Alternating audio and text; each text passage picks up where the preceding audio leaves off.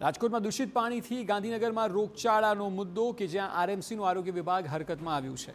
શહેરના અલગ અલગ વિસ્તારોમાંથી પાણીના નમૂના લેવાયા છે। પાણીજન્ય રોગચાળો અટકાવવા આરોગ્ય વિભાગ કામગીરી કરી રહ્યું છે। ગત સપ્તાહે રાજકોટમાં ટાઇફોઇડનો એક કેસ નોંધાયો હતો। મહત્વનું છે કે ગાંધીનગરમાં રોગચાળો વકર્યો છે, જેનું કારણ છે દૂષિત પાણી। દૂષિત પાણીને કારણે પાટનગરમાં ટાઇફોઇડના કેસ વધી રહ્યા છે, જેને ધ્યાને રાખીને રાજકોટ આરોગ્ય વિભાગે તપાસ શરૂ કરી છે। ઘરે ઘરે જઈને પાણીના સેમ્પલ લેવાયા છે અને લેબમાં તપાસ માટે મોકલાયા છે, જેથી રિપોર્ટ આવ્યા બાદ આગળની કાર્યવાહી કરાશે।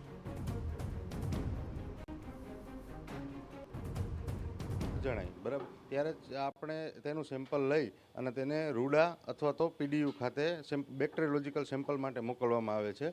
જો એમાં બેક્ટેરિયાની હાજરી જણાય તો તે વિસ્તારનો સર્વે કરી અને તેમાં કંઈ પણ જાતના ટાઇફોઇડ પાણીજન્ય રોગો જોવા મળે છે કે નહીં એ જોવામાં આવે છે। જો પાણીજન્ય રોગો જોવા મળે તો એ વિસ્તારમાં ક્લોરીનનું પ્રમાણ વધારીને આપણે જે ફિલ્ટર પ્લાન્ટ હોય ત્યાંથી આગળ સપ્લાય કરવામાં આવે છે।